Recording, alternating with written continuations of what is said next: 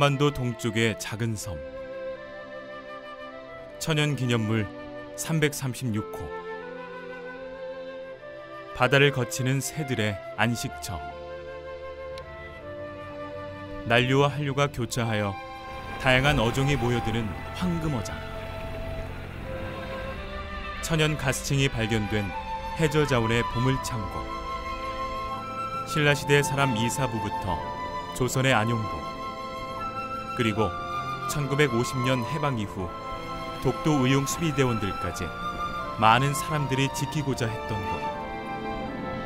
경상북도 울릉군 울릉읍 독도리. 저는 대한민국의 영토 독도입니다.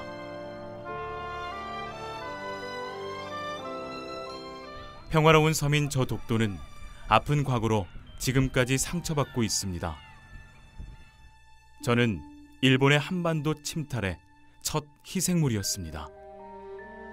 제국주의 야욕에 불타던 일본은 1904년 러일 전쟁을 일으킵니다. 그리고 1905년 러시아 함대를 감시하기 위해 독도를 주인 없는 섬이라며 불법 편입합니다. 그런데 저 독도가 과연 일본의 주장대로 주인 없는 섬이었을까요? 1145년에 발간된 삼국사기를 포함하여 한국의 수많은 옛 문헌과 지도들은 독도를 오랜 옛날부터 한국의 영토로 기록하고 있습니다.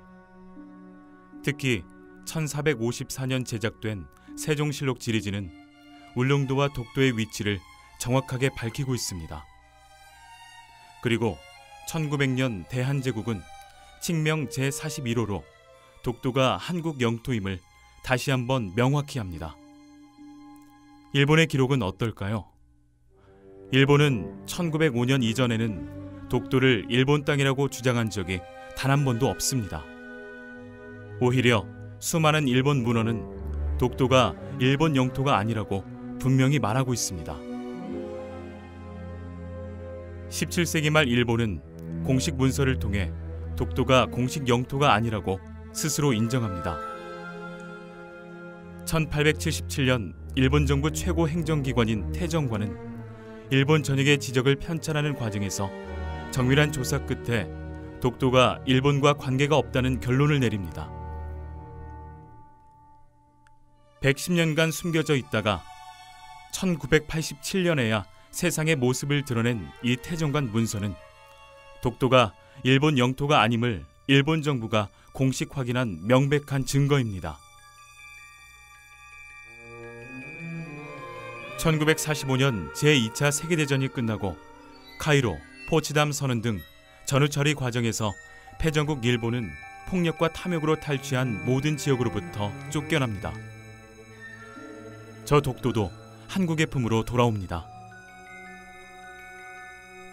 그리고 1946년 연합국 최고사령관 각서 677호는 독도를 분명한 한국의 행정관할구역으로 선포합니다.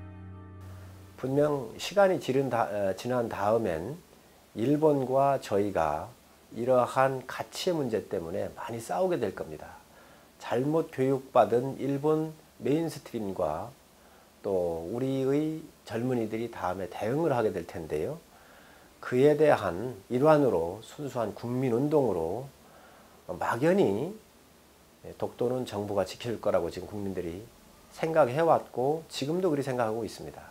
이거에 대한 인식을 바꾸어서 정부뿐만 아니라 우리 국민 전체가 우리 영토에 대한 소중한 교육을 통해서 일본에 대응할 수 있다고 생각하기 때문에 지리적으로 역사적으로 독도는 우리의 땅임에 틀림이 없고 또한 국제법적으로도 현재 우리가 이 땅을 소유를 하고 있고 그리고 방공식별구역이라든지 항공식별구역 등등 국제조약을 통한 국제협약에서도 현재 이 부분을 인정을 하고 있습니다. 그래서 일본과 이 문제는 얼마든지 우리가 논쟁을 해도 이길 수가 있습니다만은 일본은 자기들이 시네마현에 편입을 했다 하는 1905년에 편입을 했다는 이 사실 하나만 가지고 줄기차게 주장을 하고 있습니다. 그래서 우리가 독도에 대한 이것을 지키기 위해서는 현재 우리 국력을 튼튼해서 조금 더 허술한 면이 없도록 독도를 잘 지킬 필요가 있다 하는 것입니다.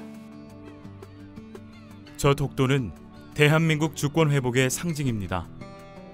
저를 둘러싼 일본의 역사 왜곡 문제는 건전한 한일 관계를 유지할 수 없는 치명적인 현안입니다. 동반자적 관계로 미래를 열기 위해 일본의 끊임없는 도발적 행동으로부터 평화의 섬, 저 독도를 기억하고 지켜주세요. 저는 영원히 한반도의 동쪽 끝에서 대한민국의 영토로 자랑스럽게 서 있겠습니다.